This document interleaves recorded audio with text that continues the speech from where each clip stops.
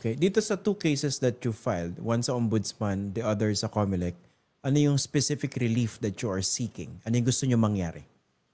Well, yung sa ano kasi, doon muna tayo sa Ombudsman, no? Ang perjury kasi, pwede kang makulong, no? Ng 1 year to 6 years, no? At ang mas importante para sa amin, dito sa perjury, is yung sinasabi nating perpetual absolute disqualification from office. So yung perjury, hindi lang yung kulong yun kasi, alam mo, yung kulong na yan, pwede sabihin nila, naku, probationable naman yan.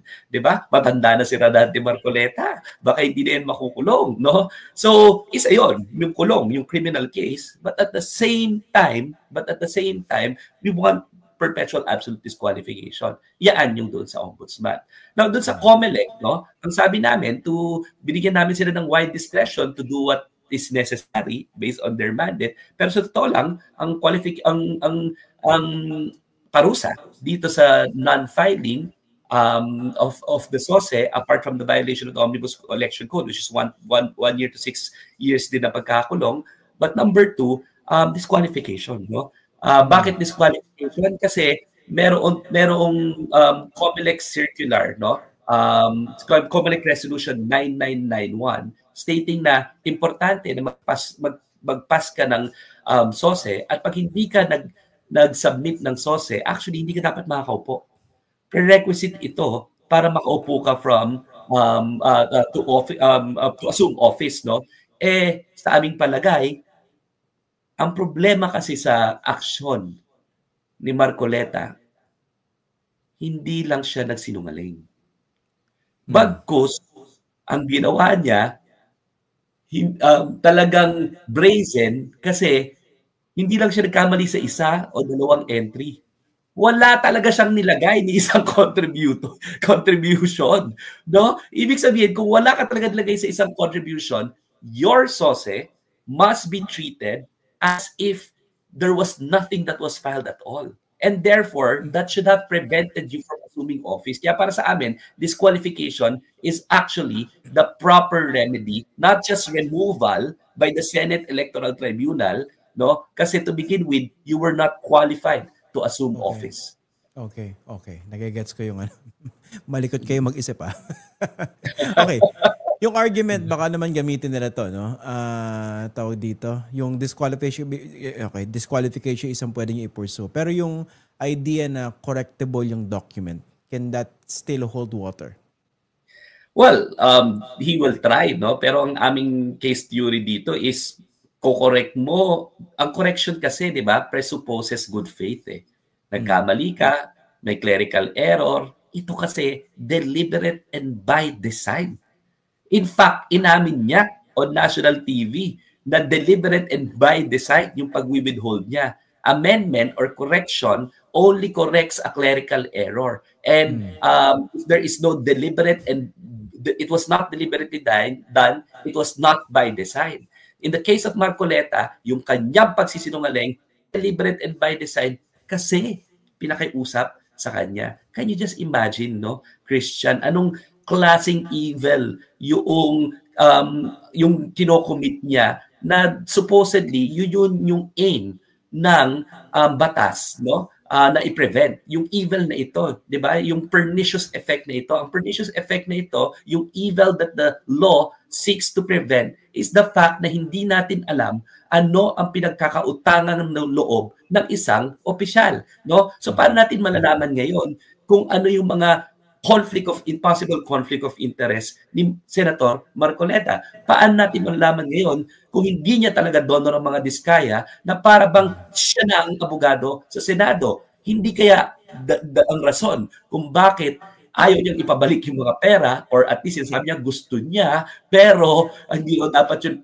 prerequisite para sila maging witness under the Witness Protection Program na talagang malaking kasinungalingan kasi the Department of Justice can impose reasonable conditions before somebody is admitted to the program. Pero ini-insist ni Marcoleta na hindi kailangang ibalik itong pera para maging maging state witness sila, or at least sa program, no? Paulit-ulit yan.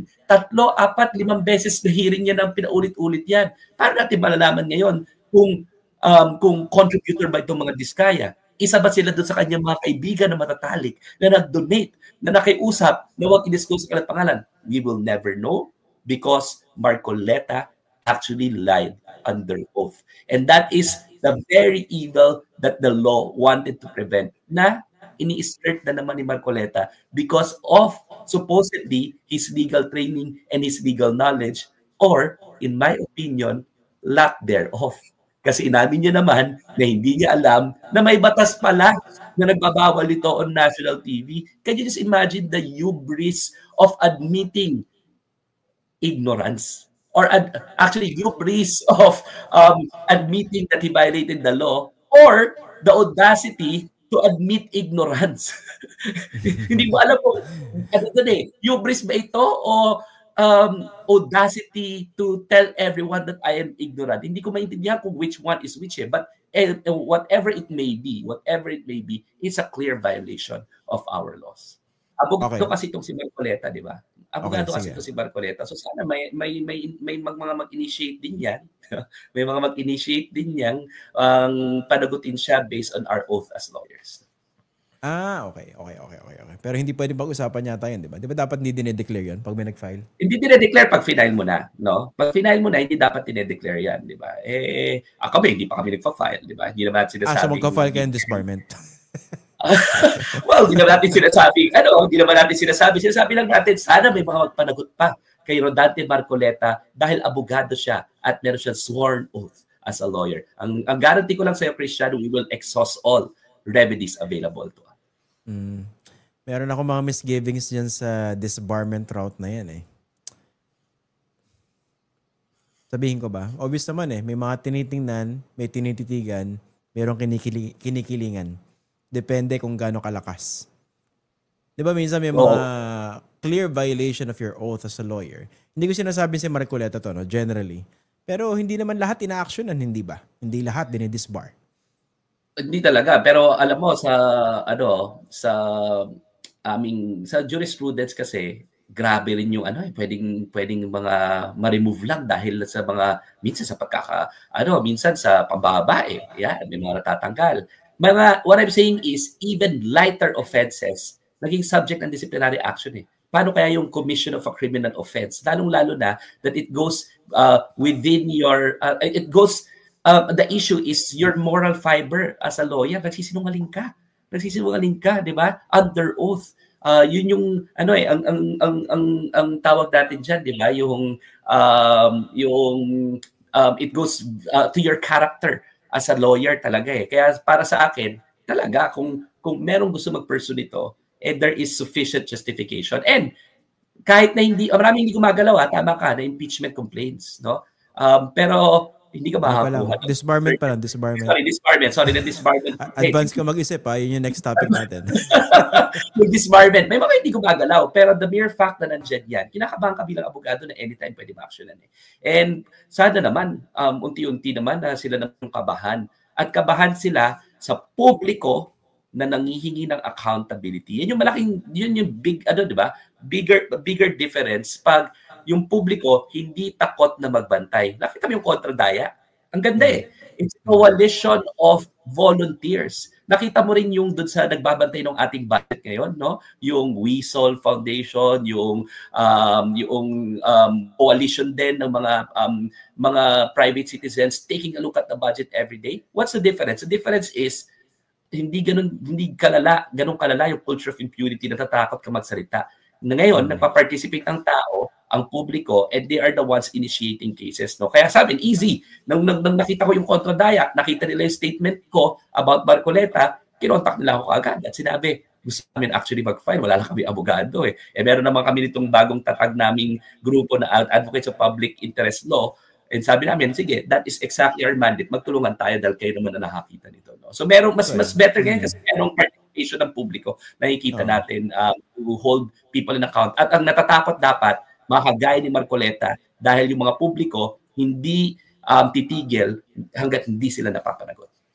Well, ang suggestion ko lang, let's enjoy this while this lasts. Dahil pagsapit ng kadiliman sa 2028, kung mananalo si Sara Duterte, I think we'll be up for something much, much worse.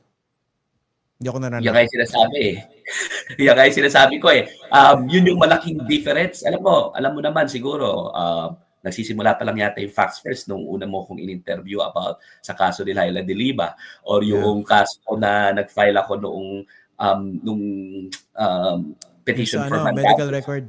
Medical records. Alam mo, ang dami kong kinausap dun eh. Mas mga hindi na ako magpapangalan, pero mga talagang mga sikat, matitikas, matataas na opisyalis, dating mga opisyalis ng gobyerno at ang ating justice system to help me with the case. Kasi I was such a young lawyer, no? Noong time na yun, no? Hindi pa ako, medyo tumanda-tanda na because that was half a decade ago, no?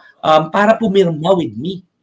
And natatakot yung mga tao pumirma kasi they know na babalikan sila ni Rodrigo Duterte. No? Mas may culture of impunity nung panahon na yun eh. People are afraid to participate. So mangilan-ngilan lang yung mga pumapayag na mag-abogado, mag-question ng mga public interest cases. No? At ganyan siguro sa aking palagay ang mangyayari ulit pag Duterte. Kasi sa panahon ng Duterte, hindi ka pwedeng kumwestiyon eh.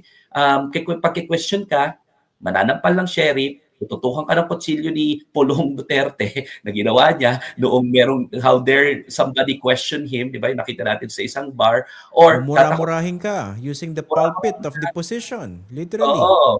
Malawakang patayan, patingipin mo, yung ginawa nila kay Chel Jokno, kay questionin, di ba? Papahiyain ka, kakasuhan ka ng mga peke, ginawa nila yan kay Laila de Lima, ginawa nila yan sa members of the opposition, naalala mo yung sedition cases, lahat, walang pinalampas, kahit isa sa 8 diretso na kandidato ng genuine opposition ng mga panahon na yon, pati sitting vice president, sitting senators, lahat yan kinasuhan, mga pare, teacher, yung isa ko pang kaso, kaya sa isang human rights case ng mga panahon na yun yata na nanalo, yung teacher na pinaluhod dahil lang supposedly sa harapan ng national TV para mag-sorry kay Rodrigo Duterte dahil supposedly may tinweet siya. Lahat yan, di ba? Takot na takot ang publiko kasi they made us an example of Laila de Lima. At sa akin palagay, yan na yan at mas malala pa yung mangyayari kay Sara Duterte. Si Digong nun, puro mura lang at claims na may pinatay at may nagpapatay siya. Di ba? At least chismis, no? Hindi yung nagkaroon ng hubris para sampalin ang sheriff, an officer of the court sa national TV. Correction. Hindi sampal, suntok. Sinapak. Suntok. Sinapak yung sheriff. Sinapak. Oo nga, sinapak yung sheriff on national TV, now still unscathed. Sabi mo nga, nagtataka rin ako hanggang ngayon, bakit yung disbarment niya, bakit abogada pa yan si Sara Duterte, at bakit hindi pa nadidisbar yan, nanapak ng sheriff who was enforcing a court order and officer of the court yan, no? Nagkaroon rin siya ng hubris na takutin ang presidente, sabihin sa presidente na meron na siyang contracted assassin, di ba? Pati ng first lady, pati ng speaker of the house, no? Pero nandiyan pa rin, nakaupo, no? So sabi mo nga tama, let's enjoy it while it lasts. Pero hopefully the public will make sure that it will last. It will last, no? Otherwise, I don't know if our democracy can still handle another Duterte. No? So, alam naman natin, work hard dapat tayo para sa ating demokrasya, pero isa sa pinakamasamang opisyal na nakita ko sa aking buong buhay at sa aking pag-aaral ng batas. Ibig sabihin naman po, both international law at domestic law, tumingin po kami ng iba't ibang mga leader at forms of government at iba't ibang mga desisyon sa iba't ibang lipunan. Isa po sa pinakamasamang klaseng kandidato at tao at leader nakita ko yung nananapak ng sheriff na nag-enforce ng court order. Yan po ay napakasama sa ating demokrasya.